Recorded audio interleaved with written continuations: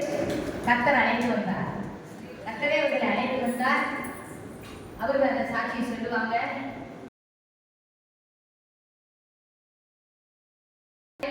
படிக்க தெரிஞ்சது என்கிட்ட பாரு, சர்ச்சுக்கு போய் நான் பைபிளை காப்பேன். பைபிளை நீங்க சுமந்து பாருங்க. உங்க கூடையில உங்க வீட்டு வரல நீங்க கண்டிப்பா நான் வியாபாரத்துக்கு போய் கையில என்ன சொல்லு புத்தகத்தை வச்சிருக்கேன். செமப்பாங்க.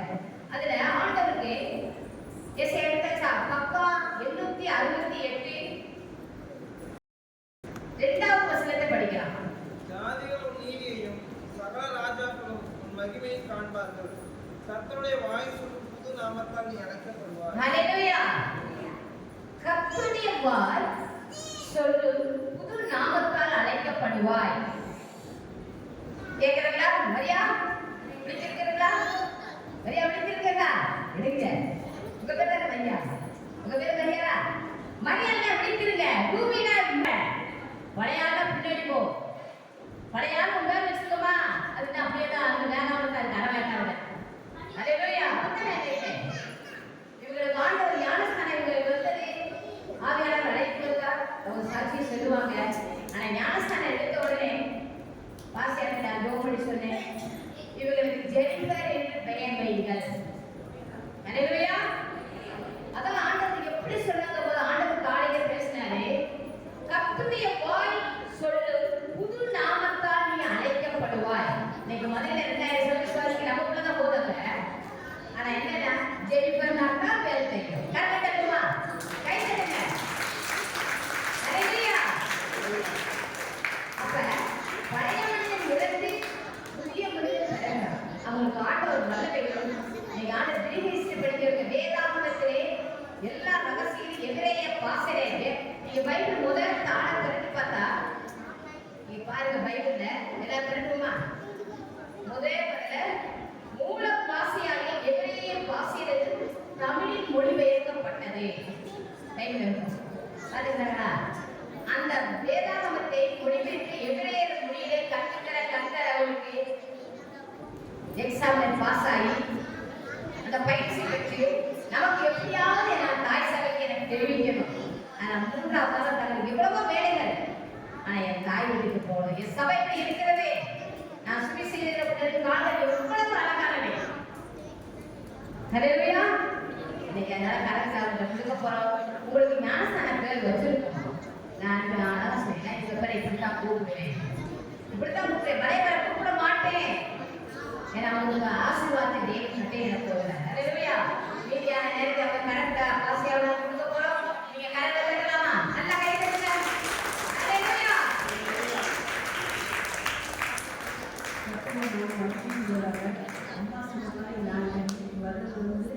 எனக்கு தெரியாது, ஏன்னா நான் வரமாட்டேன் அப்படின்னு இருந்தது. ஆனா கர்த்தருடைய கருத்து நம்ம எது ஆண்டவருடைய சித்தமா அந்த ஆண்டவர் செய்வார். ஏன்னா சில சூழ்நிலையெல்லாம் என் ஃபேமிலியோடு வெளியே போகிற மாதிரி ஒரு சூழ்நிலை இருந்துச்சு. நான் சொன்னேன், ஏமா நான் ஆண்டவருக்கு வீட்டுக்கு கொடுத்துருக்கிறேன், நான் வரல. அதனால எங்கள் அம்மா ஃபோன் பண்ணி நீ வா வா அப்படின்னாங்க. சரி அவங்களையும் தட்டாமல் நான் என்ன பண்ணிட்டேன், முன்னாடியே வந்து சில கிஃப்டெல்லாம் கொடுத்துட்டு போயிட்டு எப்பவும் வந்துச்சு. அப்புறம் வந்து அந்த ப்ரோக்ராம் கேன்சல் ஆயிடுச்சு. உண்மையிலே ஆண்டவர் நான் மகிழ்ச்சிப்படையேன்னா ரொம்ப எனக்கு சந்தோஷமா இருந்துச்சு. ஏன்னா 3வது சனிக்கிழமை எங்கள் வீட்டில் வச்சோம். 3வது ஞாயிற்றுக்கிழமை வயிறு பிடிச்சதே நம்ம எங்கள் சபையில் இருக்கிறாங்கன்னா ஐயா எல்லாரையும் வயிறு பிடிச்சி அது தெரியுதோ தெரியலையோ அதை வயிற்றை பிடிச்சதுனால கிட்டத்தட்ட பார்த்தீங்கன்னா நாங்கள் வலையிலே கிட்டத்தட்ட 3000 விசுவாசிகள் வருவாங்க. யாரையும் ஜெபத்தில் பார்த்தா கிட்டத்தட்ட ஒரு 83 பேர் என்ன செய்வாங்க வந்து கூடிச்சு வைப்பாங்க. அந்த இடத்துல ஆண்டவர் ஆயத்த ஜபத்தை பூஜைலாம் 1000 ஜபத்துக்கு கூட முதல்ல நான் முன்னாடி போயிடுவேன். 1/2 மணி நேரத்துக்கு முன்னாடியே போயிட்டு அங்கே ஒரு ஆயத்த ஜபத்தை பண்ணுவேன். அதுக்கப்புறம் தான் நீதிபுரம் அவங்க வருவாங்க. ஏன்னா யோகாஸ் நான் ஏசப்பா வர முதல் வருகையில் யோகாஸ் வழி ஆயத்தப்படுத்துனால அது மாதிரி நானும் அந்த ஆயத்தம் பண்ணுறதால எனக்கு முன்னாடி போய் ஆயத்தம் பண்ணுவேன். அப்போ அந்த வேலையே அங்கே ஒரு பெரிய சபையாக இருந்தாலும் ஆண்டவர் நம்ம இங்கிருந்து போனாங்க. ஆண்டவர் யாரை எங்கே பயன்படுத்துவோம். இந்த நாளில் நம்ம சபைக்கு வந்து ஆண்டவர் சொல்ல அந்த சொல்றதுக்கு அது மாதிரி இல்லை. போன சண்டே பார்த்தீங்கன்னா உமன்ஸ் டே செலிப்ரேஷன் பண்ணுவோம். அப்போ ஐயா சொன்னாங்க இந்த சண்டே வந்து உமன்ஸ் டே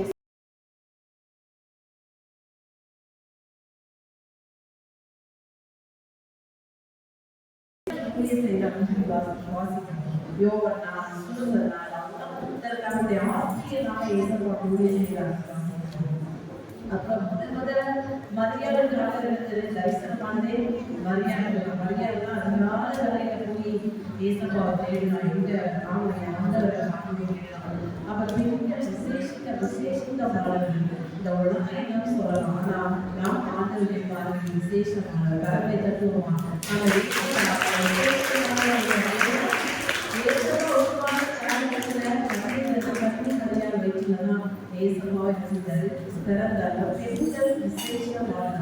கனவீன பாடல்கள் வேதாந்து சொல்லப்பட்டாலும் நாம் நலவார்கள். ஏன்னா எத்தனையோ சூழ்நிலைகளை கடந்தாலும் ஆண்டவர் அந்த ஸ்ட்ரக்சர் பண்ணி அந்த குடும்பத்தை கட்டுகிற பொறுப்பு பெண்களாகி நமக்கு தான் வேற வீட்டை சரி தன் வீட்டை கட்டுறா. ஒரு வீட்டை கட்டுவது ஒரு பெண்கள் கையில தான் ஏசப்பட்டு ஆண்கள் கையில கொடுக்கல. அதனால நம்ம தான் வீட்டுல பெண்கள் நம்ம அடுப்படையில இருக்கிறோம் வேலை செய்யறோம். அந்த ஊரை கொண்டு ஆண்டவர் பெரிய நோக்கம் திட்டம் வச்சிருக்காரு. இந்த பூமணி கிராமத்தை எதற்காக நம்ம அழைச்சி வந்தாரா இந்த ஜனங்களெல்லாம் ரசிக்கப்படுறோம். நம்ம மாதிரி பெண்கள் இருக்கணும், இங்க உள்ளவங்க இருக்கணும். இன்னைக்கு இந்த சத்தியத்தை குறித்து நான் சொல்லிக் கொண்டு கண்டிப்பா இதை எழுதுவோம். எதற்கு வெளியே போனாதான் ஆண்டவருக்காக அந்த சாட்சியாவே சொல்லி முடிச்சுட்டு நம்ம தலையை தாழ்ந்து வச்சோம். ஹல்லேலூயா ஸ்தோத்திரம். வானத்தையும் பூமியையும் உண்டாக்கின எல்லோரும் தேவனே விஷனாய் தேவனே வெற்றிக்கிறோம். எங்கோஸ்வர மேசியார் நாமத்தினால இந்த கால ஆராதனை வேளையில ஆண்டவரே தேவனுடைய வார்த்தையை சொல்வதற்கு நீர் என்னை தகுதிப்படுத்தி எப்படி வந்தீங்களே இதெல்லாம் நன்றி செலுத்துகிறோம். அடுத்த ஆத்மீய தகப்பனுக்கு தாய்க்கு நன்றி செலுத்துகிறேன். இந்த சபை விசுவாசிகளுக்கு நான் நன்றி செலுத்துகிறேன்ப்பா. பரிசுத்த ஆவியாக நீ மறைத்து நீ வெளிப்படுவீராக. இந்த நாளில் என்ன சத்தியத்தை சொல்வது, இந்த நாளில் பெண்கள் எப்படி எடுக்கணும் எப்படி செய்யணும் என்று பரிசுத்த ஆவியான இந்த நாளில் வேற வசனங்களை சொல்லும் சொல்லி வேதத்தை வாசிக்கிறோமே. அப்படி எங்க ஒவ்வொரு இந்த காலையில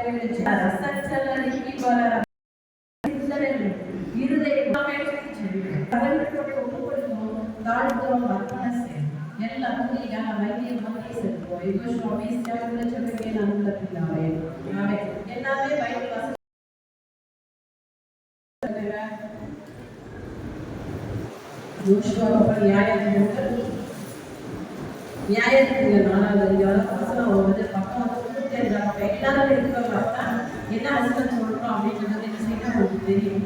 இந்த நியாயத்தை பார்த்தோம்னா டெபோரா அப்படின்னு ஒரு பெண்மணியை பார்க்கணும். அந்த டெபோரா அப்படின்னா எபிரேய மொழியில டெபோராவுக்கு என்ன பேர்னா தேவி.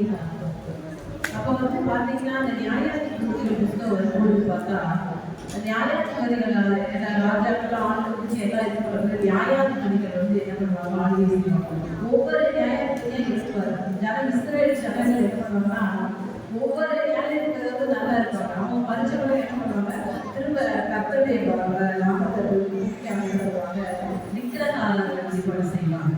அந்த நாட்கள் அப்படின்னா நியாயாதிபதிகள் நாளாக வரும்போது இந்த டெபோரா யார் அப்படின்னா டெபோரா ஒரு லபிதோ அவரோட பேர் லபிதோனி மனைவியாகி டெபோரா அப்படின்னு. அப்போ அவங்க ஒரு கணவனுக்கு மனைவியா இருக்கிறது மாத்திரம் இல்லை, அந்த முழு இஸ்ரவேல் தேசத்துக்கும் நியாயாதிபதியாக நீதி விசாரணை செய்யறவங்க இருக்காங்க. காத்திரல அவங்க தீர்க்க தரிசனம் செயல்படுறாங்க டெபோரா. அப்போ பார்த்தீங்கன்னா அந்த நாட்கள்ல இஸ்ரவேல் தேசம் முழுவதும் இருண்ட காணப்படும். ஏன்னா இஸ்ரவேல் நியாயாதிபதிகள் நாடாத அதிகாரம் வசிக்கும் போது முதவசம் பார்க்கும்போது ஏகும் மரணமடைந்த இஸ்ரவேல் கர்த்தரை பார்வையும் பொருளாதாரம் செய்து வந்தாங்க. ஆகையால் கர்த்தர் அவர்களை ஆசோரில் ஆளுகிற யாரையும் காணாமல் ராஜாவின் கையிலே போட்டார். அப்ப கர்த்தருடைய பொல்லாத வழியில் போனதுனால கர்த்தரே அவங்க என்ன பண்ணாரு சுற்று போட்டார்.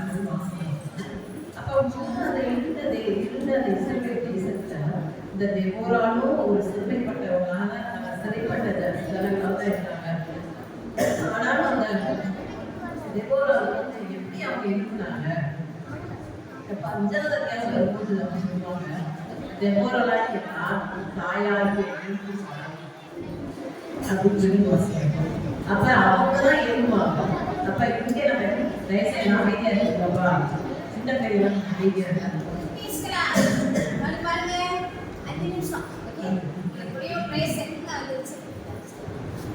அப்ப வந்து பாத்தீங்கன்னா அந்த தெப்போரா சொல்லுவா 5வது அதிகாரத்துல வரும்போது தாயாகிய நான் எழுந்து போலவும் இஸ்ரேல் கிராமங்கள் பாலாய் பட்டணங்கள் பாலாய் வாசிக்கிறது. அப்ப நான் இடம் வந்து ஆகாஜ் சொல்லும்போது ஆமா சொல்லும்போது வசந்த சொல்லும்போது தெப்போரா எழுப்புறாங்க. எழுப்புனதுனாலதான் அந்த பாத்தீங்கன்னா வசந்த வாசிக்கும்போது பாத்தீங்கன்னா பாராட்டு சொல்லுவாங்க. தெப்போரா சொல்லுவாங்க நீ போய் என்ன பண்ண அவங்கெல்லாம் போயிட்டு இருந்து சிறையாக்குவாங்க அவங்களால உடைய சிறையாக்காங்க. அந்த அதிகாரம் வாசம் பார்த்தீங்கன்னா உங்களுக்கு தெரியும். அப்போ வந்து பாராட்டு சொல்லுவான் நீங்க கூட வந்தானா நான் போயிடுவோம். அப்போ வந்து தெப்போரா சொல்லுவான் நான் கூட வரேன் ஆனா ஒரு பெரிய கையில தான் என்ன செய்வாரு அவங்க கொடுப்பாரு. அப்ப தெப்போரா ஒரு வேலை வச்சிருப்பான் அவன் கையில நடக்கிறானா அவன் கையில கொடுக்குறாங்க. யாமே ஒரு பெண் கையில தான் கொடுத்தாரு கூட அவங்க வச்சு யாமையாரு அந்த சிஸ்டரா 900 வச்சிருக்காரு. அப்ப இஸ்ரேல் ஜனங்கள் எல்லாரும் பயந்து அவங்கள்ட்ட எந்த ஆயுதமே கிடையாது. அவங்க எல்லாரும் பயந்தாங்க அந்த ஆச்சாரத்தை அதை ஒன்றைக்கு நாங்கள் போட்டு போவோம் வசனங்கள் வாசிப்பாங்க. அப்ப தெப்போரா எப்படி எழுதினாங்க. அப்ப தெப்போரா தான் தேனி சொல்லி வாசிப்போம். தேனி அப்படின்னா தேனி வந்து என்ன செய்யும் அப்படின்னா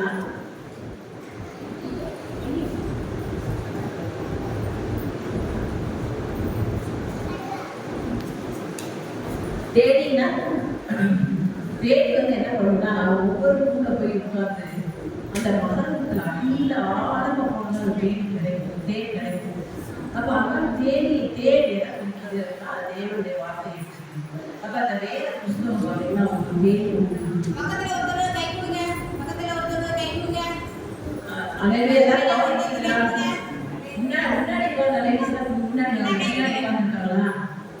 முன்னாடி வரல அப்பதான் கேட்க அந்த சத்தியத்தை கேட்டாதான் நம்ம எழுதி என்ன செய்ய முடியும். நம்ம கும்பப்பட்டி ஜனக்கு ரசிக்கப்படா நம்ம எழுதாதான் நடக்கும். ஏன்னா அலையா சொல்லுமா அப்ப இந்த நாள் தேன் வந்து எப்படி எடுக்கலாம். அந்த தேன் எடுக்கணும்னு என்ன பண்ணுன்னா அந்த கூட்டில் போகணும். அப்போ ஒரு தேன் அது வந்து ஒரு என்ன செய்யலாம் ஒரு பேக்ல ஹனி பேக்ல அந்த தேனி வந்து என்ன செய்ய சேர்த்து வச்சுட்டு அது ஒன்றை கூட்டில் போய் கொட்டும். அந்த தேனை கொட்டும் பொழுது அந்த கூட்டில் உள்ள அந்த ஈரப்பதெல்லாம் நல்லா சரியாயிருக்கும். நல்ல ஒரு முழுமையான தேனா மாறி அப்புறம் தான் அந்த தேன் உள்ள என்ன பண்றாங்க தேனை வந்து எடுக்கிறாங்க அந்த தேனை. அப்ப நம்ம என்ன பண்ணுவோம் அப்படின்னா தெப்போரா தேனியா இருக்காங்க. அப்ப நம்ம என்ன பண்ணுவோம்னா வேத வசனமாகி அந்த ஞானப்பாடாகிய வேத வசனமாகி தேவனுடைய வார்த்தை மேல தாக்கமா இருக்கும். அப்ப இரவு பகல் இதை வாசிக்கணும். அப்ப இது கத்தனை இரவு ஞானிக்கிற மனுஷன் பாக்கி இடத்துல இருக்கிறவங்க அவள் எப்படி இருக்கான்னு நீங்க பள்ளியில வராது அங்கே வாசிக்கும். அப்ப அந்த தேவனுடைய வார்த்தையை நம்ம வாசிக்கும் பொழுது அந்த தேனாகிய தேவனுடைய வார்த்தையை நம்ம தியானிக்கும் பொழுது அது தேனா மாறி மற்றவங்களுக்கு சொல்லும் போது அது எப்படி மாறும். உங்களுக்கெல்லாம் ஆரோக்கியமா இருக்கு. அந்த வேத வசனத்தை நம்ம எடுத்து ஆராய்ந்து பார்த்து அதை தியானிக்கும் பொழுது அது உங்களுக்கெல்லாம் ஆரோக்கியம் சௌக்கியம் உண்டாகும் வாசகங்களே. அப்ப இந்த நாட்கள்ல நம்ம என்ன செய்யணும்னா அப்ப ஆப்போசிட் 14 ஆண்டு சொல்லிப்பாரு ஆகார குறைவினால தனினால உள்ள பஞ்சமல்ல கர்த்தருடைய வேத வசனம் கிடைக்காத பஞ்ச காலத்துல கர்த்தரையே அருமையே சொல்லியிருக்காரு. அப்ப இது ஏன் நம்ம அந்த தேவையில தேவனுடைய வார்த்தை நம்ம ஏன் சேகரிச்சு வைக்கணும் அப்படின்னா ஒரு காலகட்டம் வரும்பொழுது கர்த்தருடைய வார்த்தை கிடைக்காத ஒரு பஞ்ச காலம் எப்ப வரும் அப்படின்னா இன்றைக்கு பார்த்தீங்கன்னா இன்றைய காலகட்டத்துல ஒரு சில சமயங்கள்ல வசனமே சொல்லாத கூட இருக்குதுல்ல. அப்ப வசனமே கிடைக்காத நாட்கள்ல நம்ம தேவனுடைய வார்த்தையாக இந்த தேவை நம்ம சேர்த்து வைக்கும்போது கர்த்தர் நம்மை கொண்டு வரப்போகிற எழுப்புற நாட்கள்ல பெண்களாகி நம்மளை கொண்டு என்ன செய்வாரு எழுப்புவார். நம்மளை கொண்டு பயன்படுத்துவார்.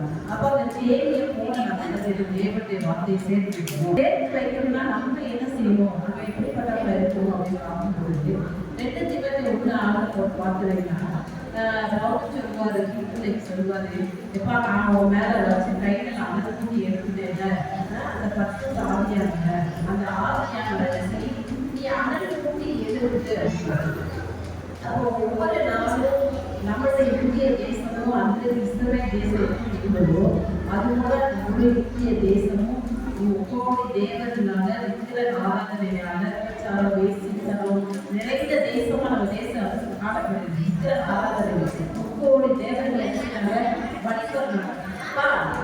முன்னாடி பேசாத கவனிக்க. அப்ப உங்க தேசம் என்ன செய்யுது? விக்கிரக ஆராதனை நிறைந்த தேசமா காணப்படுது பாத்தீங்களா? அப்ப எத்தனை பெண்கள் அடிமைப்பட்டு கிடக்குறாங்க. அப்ப இதுல இருந்து ஒரு சாட்சி நான் சொல்லணும் அப்படின்னா, அந்த விட்டு மக்களுக்கு நான் வந்து ஒரு கடைக்கு போய் பஸ்ல இருந்து யாராவது பொழுது பார்த்தா 2 லேடிஸ் இருக்காங்க. அப்ப அவங்க போயிட்டு கூட வந்து ஒரு ஃப்ரெண்டு வந்து அந்த காடெல்லாம் கொடுத்துட்டு இருந்துச்சு. அப்படியே காடை கொடுத்தவங்க இடத்துல அடிச்சுட்டு இருந்துச்சு. எனக்காக ஏப்பா என்ன அப்படின்னா, அவன் ஹஸ்பண்ட் தெரியாது. இந்த இடத்துல வந்து வேலைக்கு போகுது. அவங்க ஒரு பையன் வேலைக்கு போகிறான். இப்போதாங்க நான் வேலைக்கு சேர்த்துருக்கேன். ஒரு 5000 ரூபாய் கடை இருக்குது. கடை தெரிஞ்சுறாங்க. எனக்காக ஜோப் பண்ணிச்சு. அப்புறம் அந்த பிள்ளைக்கு ஜோப் பண்ணி பக்கத்தில் உள்ள பிள்ளைக்கு ஜோப் பண்ணிட்டு அடுத்த ஒரு கட்டத்துக்கு நடந்து போவோம். நடந்து போயிட்டு ஒரு ரயில்வே ஸ்டேஷன் போயிட்டு அங்கே இருக்க கடை சாப்பிட்டு வந்தா ஒரு நல்ல மாநில பையன். அவன் பிஇ இன்ஜினியரிங் சொன்னேன். நல்ல கோர்ஸ் பண்ணேன். ஆனால் அவன் சிந்தனை இல்லை. அவன் என்ன செய்யறானே தெரியல. அவங்க அப்பா அவனுக்கு போது அந்த சாப்பாடு வாங்கி கொடுத்தாங்க. அப்போ அந்த பையன் நாங்கள் போவோம். அதை முடிச்சுட்டு நாங்கள் ரயில்வே ஸ்டேஷன் உள்ள போகும்போது ஒரு பொண்ணு ஒரு அம்மா ஒரு ஆட்டத்தில் அவங்க பையன் இந்த பிள்ளையை இழுத்துட்டு இருக்காங்க. அந்த இடத்துல நான் வரமாட்டேன் சொல்லி அழைச்சிட்டே இருக்குது. அவங்க வான்னு சொல்லி அந்த பிள்ளைய போகும்போது இழுக்கிறாங்க. ஆனால் எல்லாரும் தான் அந்த கலந்து போகிறாங்க. போயிட்டு எங்களுக்கு பார்த்தாச்சு. ஏன்னா அந்த நாலேஜ் பேசுறது அம்மா எடுத்துருங்க. அம்மா ரொம்ப போயிட்டேன் வீட்டுக்கு. அதை வந்து என்ன நடந்துச்சு அப்படின்னு கேட்டால் அவங்க பார்த்தா சென்னை பட்டணத்தில் வேலை செஞ்சு யாரோடைய ஓடி வந்துச்சு. ஓடி வந்துட்டு ஓடிய கூட்டிகிட்டு வந்தோடனே என்ன பண்ணிட்டா அவங்க வீட்டுக்கு போன போயிட்டு சொல்லிட்டாங்க. உடனே டாக்டர் கூட்டிகிட்டு போனால் தேடி வந்துட்டாங்க. தேடி வந்து உடனே அது போகணும்னு சொல்லி அவங்க நாங்கள் கண்டிப்பாக அந்த இடத்துல பேசிட்டு அந்த பிள்ளைக்கு சொல்லிட்டு இருந்தது. எப்பா அம்மாவோட போவோம் அவங்க போயிட்டாங்க. டாக்ஸில் பேசி நாங்கள் போய் ஜோப் பண்ணி அடுத்த செகண்ட் அந்த பிள்ளை இருந்துச்சு. அம்மா முடிச்சு ரோட்டில் நான் முடிஞ்சு நான் முடிச்சிருக்கேன். நான் எந்த தப்பும் பண்ணலை. கதறி அப்போ நாங்கள் அவங்க வாங்கிட்டேன். அப்பா பிள்ளைய ஒன்றும் செய்யலை. அப்புறமா கூட்டிட்டு அப்படின்னு இதெல்லாம் எதுக்கு சொல்கிறேன் அப்படின்னா, நம்ம வீட்டை விட்டு வெளியே போனாங்கன்னா ஜனங்களோட நிலைமை எப்படி இருக்குது, என்னென்ன சூழ்நிலைகளை கட்டப்பட்டுருக்காங்க, ஏன் நம்ம விடுதலையாக இருக்கணும். கர்த்தருடைய ஆவியான கர்த்தருடைய ஆவியான நம்ம மேலே இருக்கிறதுனால கட்டித்தவங்களோட ஜனங்களை விடுதலையாகணும், சிறைப்பட்ட ஜனங்களை விடுதலையாகணும் அப்படிங்கிற ஒரே திட்டத்தை ஏசப்பாக்கணும். ஒவ்வொருவரையும் தேடி வந்தாங்க. இந்த காலை வேலையில் என்ன சொல்ல பார்த்தீங்கன்னா, நம்ம வீட்டில் மாதிரி இருக்கிறது கிடையாது. வீட்டை விட்டு வெளியே போனாங்கன்னா அந்த பக்கத்து வீட்டில் உள்ளவங்க கேட்கறாங்க. அவங்க எவ்வளவோ பிரச்சனை.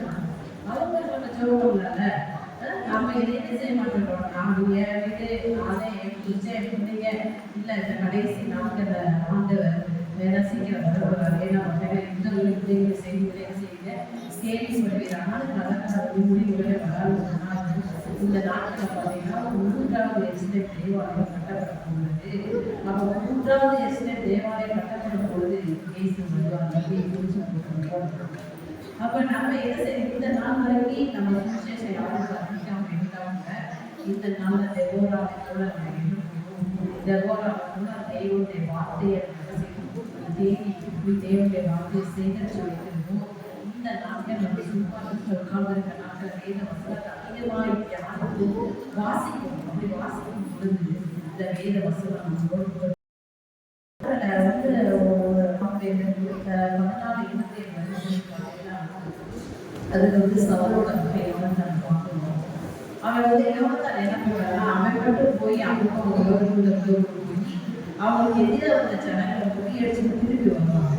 அப்ப சவுல் என்ன சொல்லியிருப்பான் அப்படின்னா, இந்த பிள்ளை என்ன செய்ய பாஸ்டிங் எடு, அப்பதான் எதிரிகள் என்ன செய்ய வேறு பண்ண முடியும்.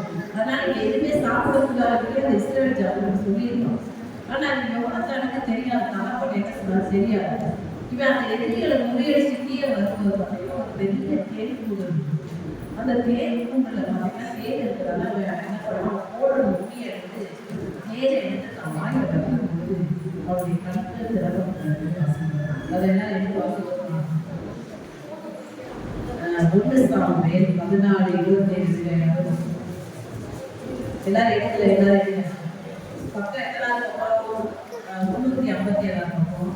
யோனத்தான் தன் தகப்பன் ஜனங்களுக்கு ஆணையிட்டிருந்த ஜனங்கள் காட்டியவர்களுக்கே ஒதுக்கினார். ஒருவன் அந்த தேவையை செய்ய சாப்பிடல. 27வது வசனம் வரும்பொழுது யோனத்தான் தகப்பன் ஜனங்களுக்கு ஆணையிட்டதை கேள்விப்படவில்லை. அவன் தன் கையில் இருந்த கோலை தூக்கி அதை உண்மையினாலே தேன்கூட்டை குத்தி அதை எடுத்து தன் வாயிலே கொண்டு கொண்டான்.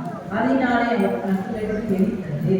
அப்ப வந்து அவன் ஜனங்கள் சொல்றான், எப்பா நீ என்ன செய்வார் போஜனை சாப்பிடக்கூடாது அப்ப நான் சொல்லியிருக்கிறாரே உனக்கு தெரியல. அது கீழே பாருறேன் சாப்பிட யோகம்தான் என் தகப்பன் தேசத்தின் ஜனங்களை கலக்கப்படுத்தினார்.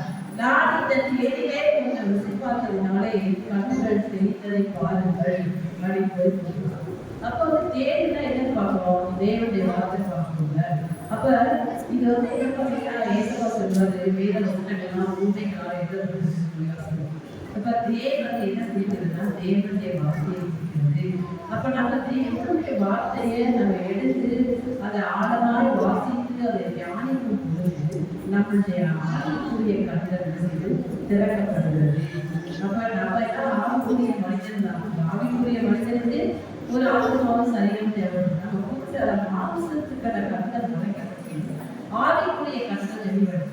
அப்ப இந்த வசனத்தை குறிச்ச வெளிப்பாடு மறைவான கண்களாக ஆவியானவர் பரிசுத்த ஆவியானவர் அப்படின்னு என்ன செய்வது வெளிப்படுத்தி கற்றுக்கொடுப்பார். அப்ப அன்னைக்கு யோனத்தான் கண்களை அந்த தேவை எப்படி சூடாக்கி வச்சிருந்த கண்கள் திறக்கப்பட்டதோ இந்த காலகட்டத்துல நம்மளுடைய ஆவிக்குரிய வாழ்க்கையில நம்மளுடைய ஆவிக்குரிய இந்த வேத வசனமாகி கடந்தவர்களாக ஞானப்பாலியால வாஞ்சியா இந்த காலை அது பரிசுத்த ஆவியானவர்களோட அந்த வேத வசனத்தை என்ன செய்ய முடியும்? கற்றுக்கொள்ள முடியும்னா பரிசுத்த ஆவியானவர் விருப்பங்களை செய்ய உண்டாக வாசிக்கும் பொழுது விருப்பங்களை செய்ய உண்டாக ஆவியானவர் பரிசுத்த ஆவியானவர் உபோதித்து நடத்துகின்ற ஆவியானவர் அவதான் நம்ம சொல்லி தருவார். சொல்றாரு நான் எந்த மனுஷனை போய் கற்றுக்கொள்ள நான் தேவனே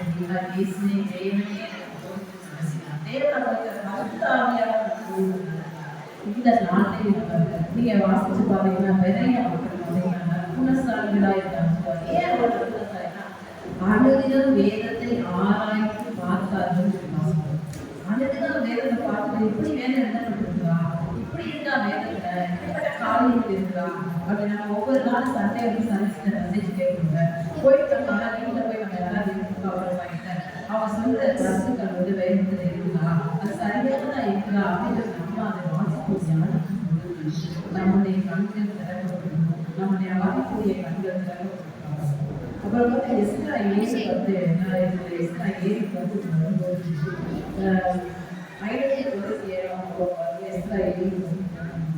கர்த்தருடைய வேதத்தை ஆராயும் அதன்படி செய்யும் இஸ்ரவேலின் நீதி நியாயங்களை உபதேசிக்கும் எஸ்ரா தன் இருதயத்தை பக்குவப்படுத்தினார்.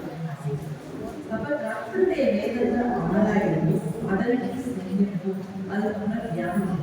நம்ம ஒரு மாடை பார்த்தீங்கன்னா மாடை உள்ள சாப்பிடுங்க உள்ள சாப்பிடுவோட அது போயிட்டு மாடை பார்த்தீங்கன்னா அந்த ரெண்டு காலையில் எடுத்து நல்லா அசையும். அந்த புல்லை நல்லா அரிசியும் அப்படியே மென்று மென்று சாப்பிடும். அப்போ நம்மளுடைய அந்த வேதத்தை வாசிக்கிறோம். வாசிக்கும் பொழுது அது ஒரு குறிப்பிட்ட வார்த்தை மட்டும் நம்மளுக்கு திரும்ப திரும்ப வரும்.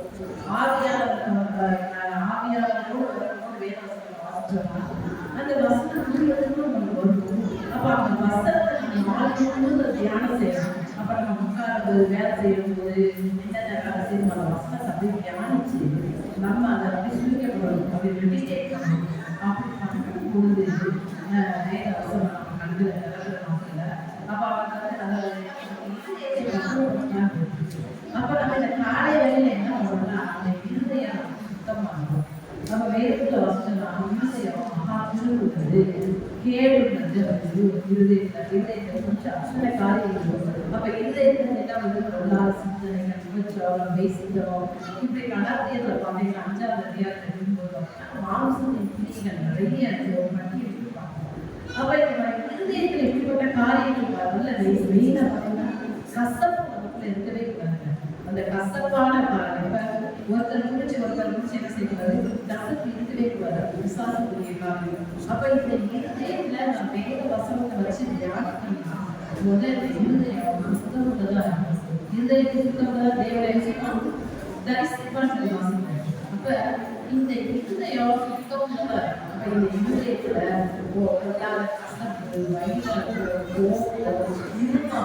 இப்படிப்பட்ட காரியங்கள் இருதயத்தில் அப்ப ஒரு வேதபாரர்களா இஸ்ரவேல்ல ஜனங்களுக்கு இந்த வேதத்தை எடுத்து போதிக்கக்கூடிய ஒரு வேதபாரர்களா இருக்காரு இஸ்லாம். அப்ப அவங்க இருதயத்தை பக்குவப்படுத்துறாங்க. அப்ப ஜனங்களை எப்படி பேசும்போது ஜனங்களுக்குள்ள அந்த வசனம் போச்சு. எப்படி போச்சுன்னா அவங்க இருதயத்துல எந்த அசுத்தமான காரியங்களோ தேவனுக்குரியமான காரியங்கள் இருதயத்துல இல்லை. இப்ப இந்த நாட்கள் நம்ம சொல்றோம் உடனே அற்புதம் நடக்கும். ரொம்ப ஆசையா இருக்கு. சுவிசேஷம் வாக்கு சுவிசேஷத்துல உடனே உடனே சுகப்படுத்துறாங்க, உடனே சுத்தம் பண்ணுறாங்க. அப்ப அது உடனே நான் பார்க்கணும் ஆண்டவரை. அப்புறம் அது உடனே நம்ம பார்க்கணும்னா என்ன செய்யலாம், நம்ம இருதயம் பக்குவப்படணும், இருதயம் சுத்தமா இருக்கணும், வேத வசனம் இருதயத்தில் செய்யணும். அப்ப ஒரு வசனம் இருதயத்திற்கு ஜீவ தண்ணீர்ல நதிகள் புறப்படணும். அப்ப ஆண்டு சொல்ற அந்த இருதயமாகிய பறவை வேத வசனத்தை எழுதி கொள்ளணும். அப்போ ஒவ்வொரு நாள் நம்ம படிக்கும் போது அந்த வசனம் நம்முடைய சிந்தனையில போய் அப்படியே இருதயத்தை பதிக்கும். அப்போ ஒவ்வொரு நாள் அந்த வேத வசனத்தை நம்ம மனப்பாடம் பண்ணலாம். அப்படி அந்த வசனம் நம்ம இருதயத்தை நம்ம ஜெபிக்கும் போது கூட அந்த வேத வசனம் வச்சு ஜெபிக்கிறோம். ஏன்னா வேத வசனத்தோடு ஜெபிக்கணும்னா அந்த ஜெபம் கேட்கப்படாது. அப்போ இந்த இஸ்ரோ கூட அந்த இருதயத்தை நாளை வரையில முதல் காரியம் நம்ம தேவனை மாற்றி எப்படி செய்யணும், பரிசுத்த ஆவியானவர் நம்ம அந்த ஆவியானவர்களுக்கு தேவையான வேத வசனத்தை படிக்கும் போது நம்முடைய கண்கள் திறக்கப்படுகிறது. இருதயத்தை சுத்தமாக போகலாம். நம்ம இருதயத்திலிருந்து சின்னவர்களே நல்ல வேத வசனம் நம்ம வாசிச்சு அதை ஜெபிக்கும் பொழுது என்ன செய்யணும், வேத வசனத்தோடு நம்ம ஜெபிக்கணும். அதை நம்ம தெரிஞ்சு சொல்லணும். ஏன்னா விசுவாசிக்கு சந்தர்ப்பம் தெரியாது, விசுவாசிக்கு எடுத்து தெரியாது. அப்புறம் நம்ம கீழே சுகமாக கொண்டாடக்கூடிய வசனங்கள் இல்ல ஒருத்தருக்கு போய் நம்ம விசுவாச நடக்கிறோம்னா அதுக்குரிய வசனம் நமக்கு தெரிஞ்சிருக்கணும். அப்ப இந்த வேத வசனத்தை நம்ம நல்லா வாசிச்சு தியானம் பண்ணாதான் அவங்களுக்கு அந்த தெவரால தாயாக இந்த கிராமத்துல ஜனங்கள் பக்கத்துல இருக்கிறவங்க யாருக்கும் தெரியாது. கிராமத்துல நம்ம இருக்கிற இந்த செய்தி என்ன செய்யலாம், தெவரால போட்டு எழுந்து வெளியே போகும். இல்ல சுற்றி இருக்கிற ஜனங்களை யாரும் என்ன செய்ய விசாரிங்க. அவ்வளோ காரியங்கள் சொல்லுவேன். நான் உங்களால் அப்படி ஜெபிக்கும் பொழுது ஆட்ட கட்டுக்களை என்ன செய்வது விடுதலையாகுவார். சிறைப்பட்ட ஜனங்களை விடுதலையாகுவார். இந்த நாட்டை பெண்களாக நாம் என்ன செய்வோம், அந்த யாரை அந்த சிஸ்டராக நெற்றியில ஆணி அடிச்சா நாம் நம்மளுக்கு எதிரியாக திரும்பவருக்கு எதிரியாக இருக்கிற சத்துருடைய ஒருவருடைய காரியம் அதெல்லாம் நம்ம வேத வசனமாகிய வாணியோட என்ன செய்யணும், சத்துருவன் ஜெயிக்கணும் அப்படின்னு சொல்லி காலையில் கட்டளையோட பேசுறாரு. அப்ப நம்ம தெருவுன்னு எழுந்து நம்ம எடுக்காத அளவுக்கு நம்முடைய கிராமங்கள் மக்கள் எல்லாம் செய்யணும். பாலாத கிராமங்களோடு சுற்றி கிராமங்களோடும் அந்த ஜனங்களை பார்த்து மனங்களுக்கு நன்மை செய்வதாய் செய்கிறார். அப்ப ஏசு பார்க்கும்போது அவன் தொடராதா இல்ல அவர் உபச்சாரியா இல்லாம எப்படிப்பட்ட நான் பார்க்கல. ஏன்னா அவர் கல்வாரி செல்வையில அப்பா கல்வாரியில போகவே இல்லை. அதெல்லாம் போகாத கூட ஜனங்களுக்கு நன்மை செய்வதை செஞ்சுருக்காங்க. ஆனா நம்மளுக்கு ஒரு பெரிய திட்டம் இருக்கு. ஏன்னா பழைய பாட்டு நம்ம புதிய பாட்டு விசுவாசிக்கிறது ஏசப்பா கல்வாரியில போய் மறைச்சு மன்னதுனால நம்ம எனக்கு வேற வசனத்தை எடுத்து சொல்லி இந்த ஆசாரியராய் ஆச்சாக்களை வச்சிருக்காங்க. அப்படின்னா ஏசப்பா அவங்க சிமுட்டலா ஆசாரியரை மாற்றிருக்காங்க. ஏன்னா வேறு கோத்திரத்தில் உள்ளவங்க தான் ஆசாரியராக. ஆனா அவர் சிறுத்தையை முறைக்கூடிய நியாயப்பிரமாணத்தை பிரச்சாரியானா இந்த வேறு வசனத்தை எடுத்து வாசித்து இந்த நாங்கள் இந்த வேலை எவ்வளோ பெரிய பாடத்தில் தேசப்பட்ட கல்வார் தேசப்பாட கணக்கில் தருவோம்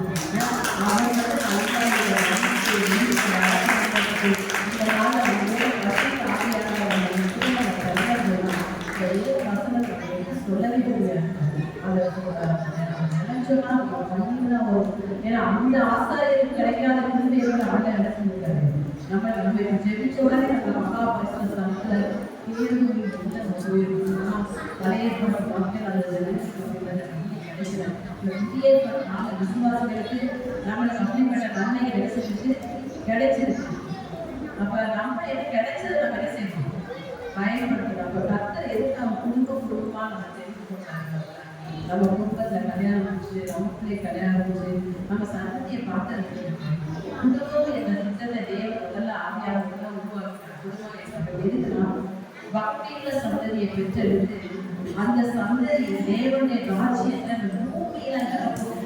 இந்த பூமியில தேவனுடைய ராஜ்யம் நடக்கும். பூமியில கிடையாது, ஒவ்வொருடைய ஜனங்களுடைய இருதயத்துல தேவனுடைய ராஜ்யத்தை ஸ்தாபிக்கணும்னா குடும்பத்தை கலப்பை தேவன் உருவாக்கினார். இந்த காலை வேளையில நம்மளே ஆண்டவர் குடும்பமா வச்சிருக்கிறாரு.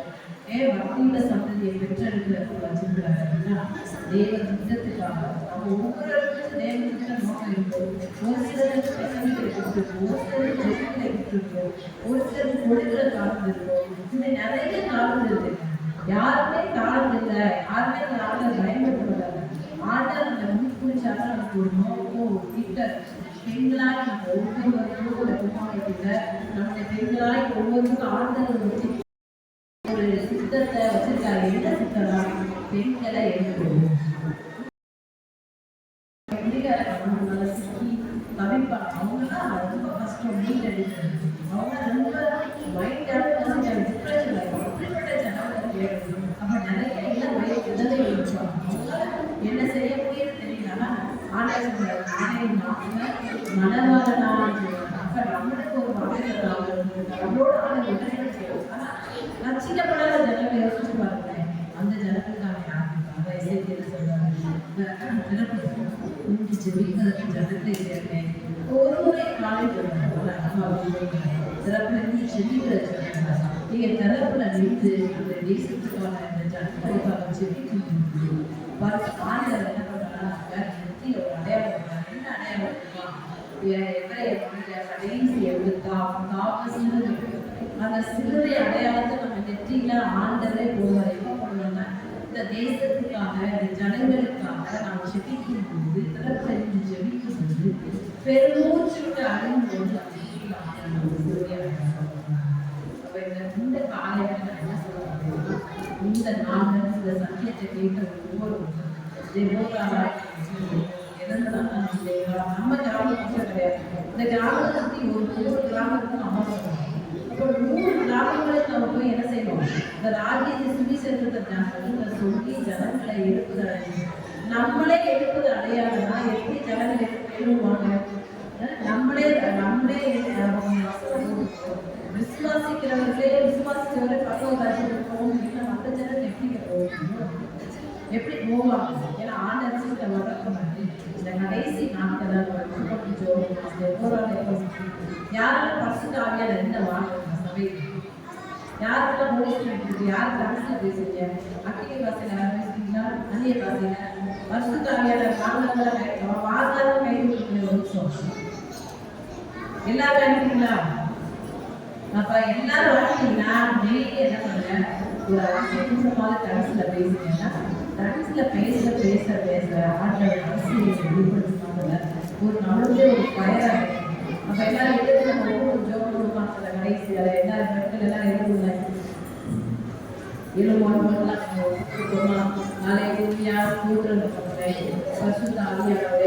நீ சொன்ன அந்த தேவ வார்த்தையை ஆண்டவரே ஜனங்களுக்கு சொல்ல பரிசுத்த ஆவியானவரே உதவி செய்கிறேன். அதனால கூட ஆண்டவரை தேடியாங்க போகலாம். தேவனுடைய வார்த்தையை நாங்கள் ஆண்டவரை சேகரித்து வைக்கிறோம். அந்த தேடியை போல தேவனுடைய வார்த்தையாக இந்த ஞானப்பாடாகி தேவனுடைய வார்த்தை மேல வாஞ்சியாக இருக்கும். கற்றுக்கொள்ளவும் மாத்திரமல்ல அந்த இருதயத்தை நாங்கள் பக்குவப்படுத்தணும். அந்த நிறைய வேதத்தை அறிஞர் ஆராய்ச்சி பண்ணி அற்புதசாலிகளாக இருந்தாலும் இந்த கடைசி நாட்கள்ல இந்த பூமாப்பட்டியில இருக்கிற எல்லா ஜனங்களுடைய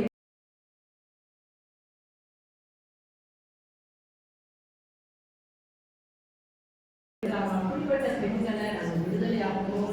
ஏன்னா கர்த்தருடைய ஆவியாளர் ஒவ்வொருவரும் இருக்கிறார். கர்த்தருடைய ஆவியாளர் கட்டுள்ளவர்கள் விடுதலையாகவும் சிறைப்பட்டவர்கள் விடுதலை சுற்றில் இருக்கிற எல்லா ஜனங்களும் கிராம பகுதிகளுக்கு எல்லாம் நாங்கள் சென்று இந்த ராஜ்யத்தை சுவிசேஷத்தை அறிவிக்கப்படுகிறார். பரிசுத்த ஆவியாளர் காலை எங்கள் ஒவ்வொருவருடைய ஆவி ஆத்மா சரீரத்தை முற்றிலும் உயிரை நாங்கள் ஒப்புக் கொடுக்கிறோம். எங்களை தாழ்த்துகிறோம், நாங்கள் அர்ப்பணம் செய்கிறோம். நாங்கள் சிறுவருடைய கடைசியாக செம்மையே நான் கத்தினாவே. ஆமென், ஆமென். அபிஷேகம்